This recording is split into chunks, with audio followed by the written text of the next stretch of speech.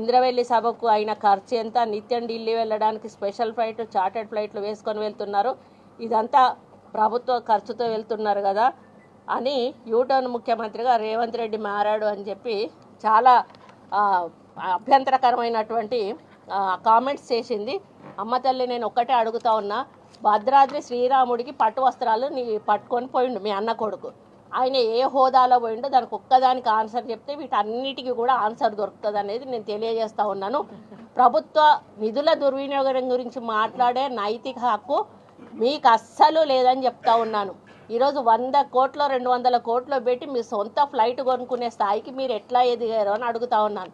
అమెరికాలో అంట్లు దోమికునేటోళ్ళు వచ్చి ఈరోజు తెలంగాణ ప్రజల సొమ్మును దోసుకొని తిని కోట్ల రూపాయలు కోట్లకు పడగలెత్తి ఈరోజు ప్రజాధనాన్ని దుర్వినియోగం చేసింది మీరు కాదా అని చెప్పి అడుగుతా ఉన్నాను.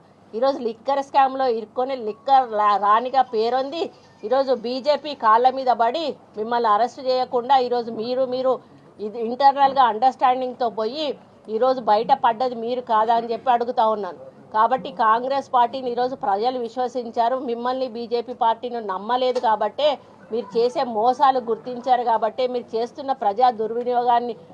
ప్రజాధనం యొక్క దుర్వినియోగాన్ని గుర్తించారు, కాబట్టే పేదల గురించి పట్టించుకోవడం లేదు, కాబట్టే ఈరోజు పేదల పాలన అంటే కాంగ్రెస్ పార్టీ ద్వారానే అవుతుందని వాళ్ళు తెలుసుకున్నారు, కాబట్టి ఈరోజు కాంగ్రెస్ పార్టీని అధికారంలోకి తీసుకొచ్చారు. మళ్ళీ కూడా పార్లమెంట్ ఎన్నికలు రాబోతా ఉన్నాయి.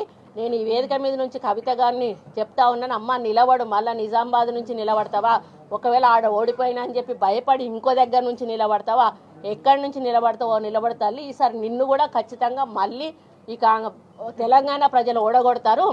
ఇంద్రవెల్లి సభకు అయిన ఖర్చు